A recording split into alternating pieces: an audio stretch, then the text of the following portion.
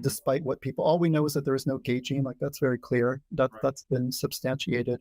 But in even, the latest studies, I think this came out in 2018 or 17, where they looked at several hundred peer-reviewed studies altogether, and the conclusion was that possibly there's an 8 to 25% contribution of genetic factors to a predisposition to. So if you just get predisposition, doesn't just mean like encoded for, okay, but a predisposition to, possibly having a same-sex desire, that there may be 8 to 25% of a genetic contribution to that.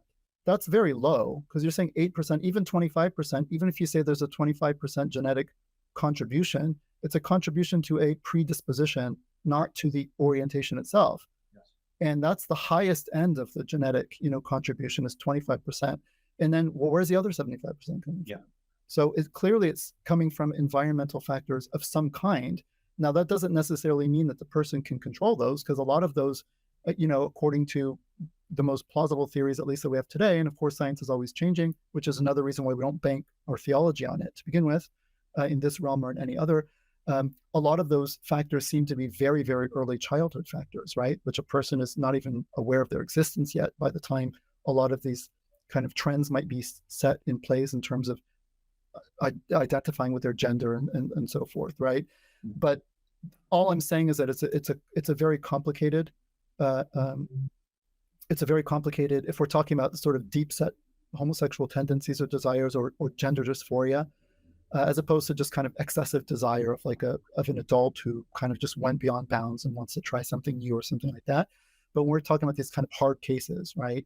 No matter how disapproving the society is or whatever, even in the Muslim world, you're going to have people who come and they just discover these desires within themselves. We don't have no one has a very good understanding of exactly kind of what this is a result of. And so we just, I think, need to be open to different views on it in different kind of models, and try to keep an open mind and sort of look and see what makes most sense. Of course, we bring our theology to the table. No matter what the answer is, I don't want to say it's completely irrelevant, but it doesn't erase the moral choice. Right.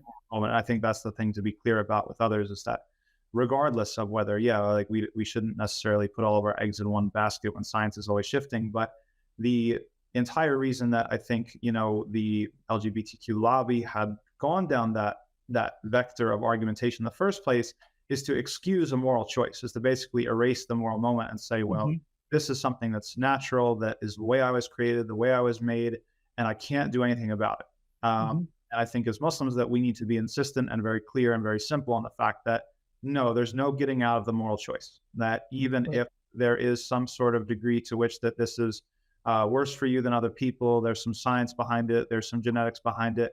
Everybody has, that exists with drug addiction, that exists with that exists with other sins as well, and it doesn't excuse anybody from the moral decision to try to submit. That's just the nature of the struggle that Allah subhanahu wa ta'ala gave you, and your outcomes in the afterlife are going to be dependent upon what did you do to struggle against those things, and how was your sort of your moral fight against the things that you naturally struggle with.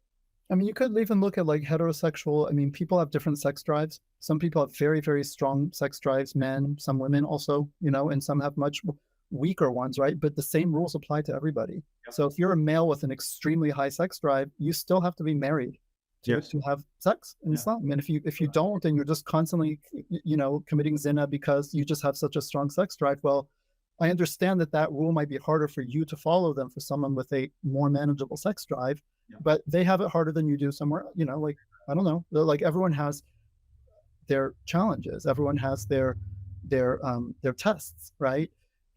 So the idea is maybe you've been challenged in your sex drive, even heterosexual sex drive. And it might be really, a lot of men have a great deal of trouble, across societies and cultures managing their sex drive. It's difficult, right? It's very difficult. And that's why Islam is also so clear and practical on the guidance that it provides in this realm. It's not just don't commit zina, la taqrabu zina. Don't even get close to it, because you get close to it and it's very easy to fall into it. So that's why we have no khalwa, no touching, modest dress, all of these guardrails to make it, practical for the average everyday person, like decent moral fiber, but not like a moral superhero, to actually not fall into zina, which is our norm as Muslims, right? If you're not married, the assumption is, if you're practicing Muslim, that you've not had sex before. And that's, I think would surprise many people in contemporary society, but that's actually true. I mean, I've had many friends who got married in their 30s, late 30s. They all had to have the talk given to them before, because they've never been with a woman before. Yeah. They don't, they need to be told like certain things, Yeah.